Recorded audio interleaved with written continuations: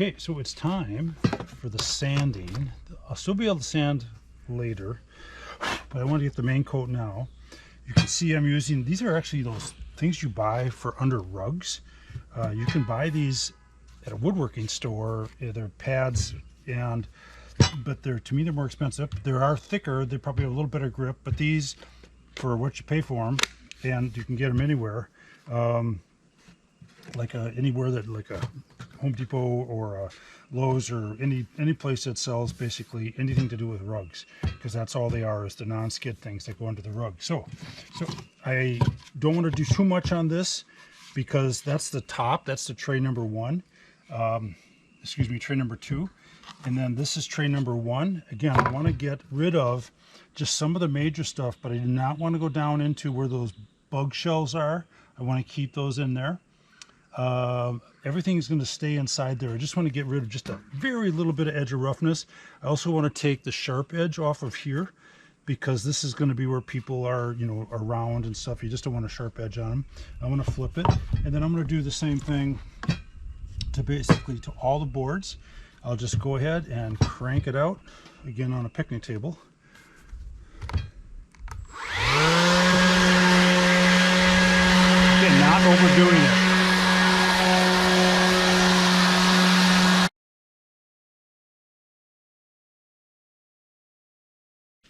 It would probably help if I put sandpaper on it. Thinking it's not really doing a heck of a lot. Oh well.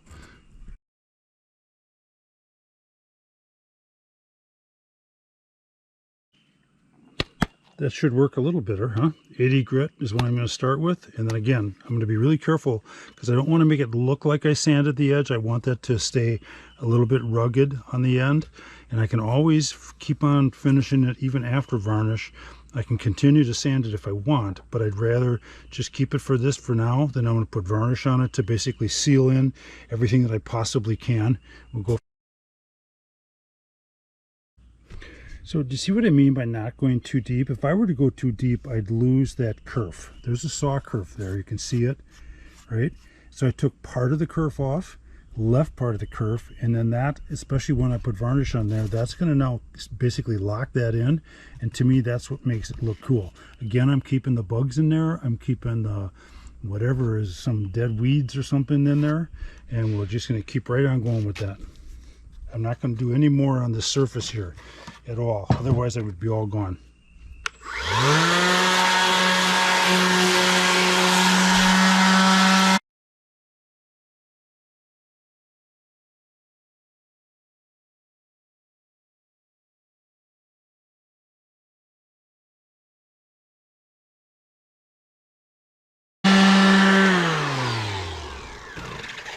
Okay, so this is an area where, again, my company was called Door County Rustic.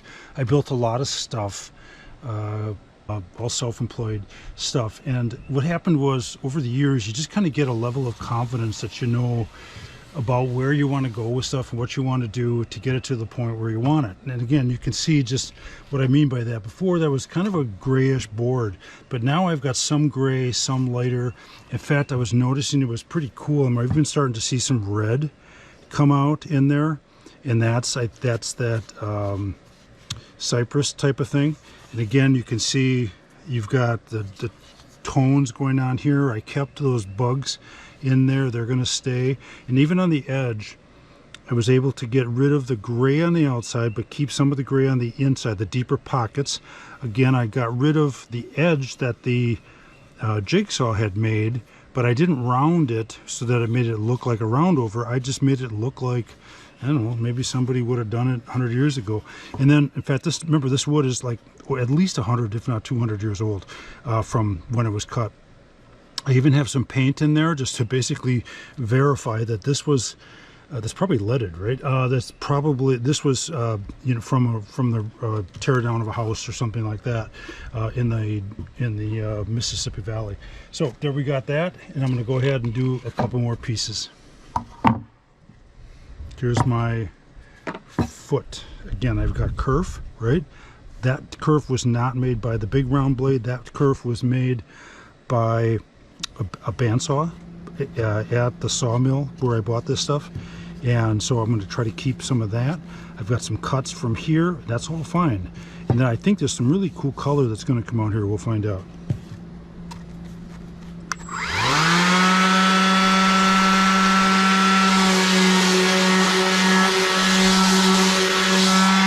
As far as I want to go, I'm starting to see some color in there come out. I'm going to get rid of that sharp edge, but not too much. I'll get rid of the sharp spot there from the saw.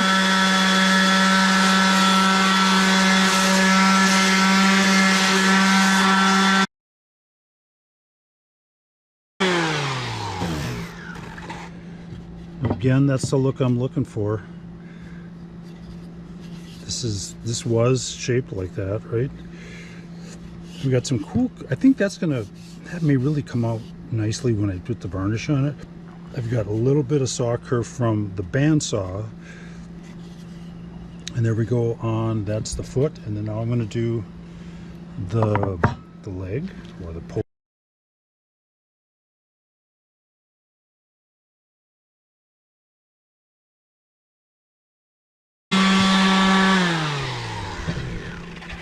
Again, the look I'm looking for, saw kerf from the bandsaw, right? Darks, lights. I took that edge off, but didn't make it like too crazy. It looked like a sander. I wanted that roughness to it. I left a course of this, which I think is going to show up later when it gets varnished. We'll see. You did not do these edges at the top here or at the bottom, because those we're going to want to set like that, and we do want a nice flush, clean look when they're going to set on top of there like that. Now, to me, you know, that looks great. But if you rounded that or sanded that, then it would look kind of goofy. It would look like it's not tight, right? So I want those to be tight. We're going to draw them tight with the joinery that we're going to use, which is the threaded tenon, but that's where we're going to go with that. So that's done. And then the only thing I've got left is the top itself.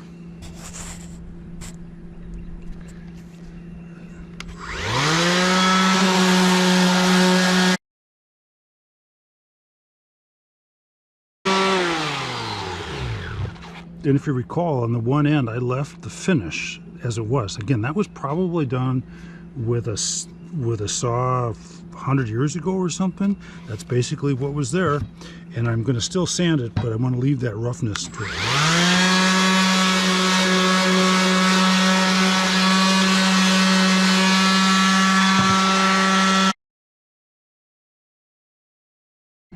So that's as far as I'm going to go on the sanding of that for now, and then I'm going to do a little work on that yet.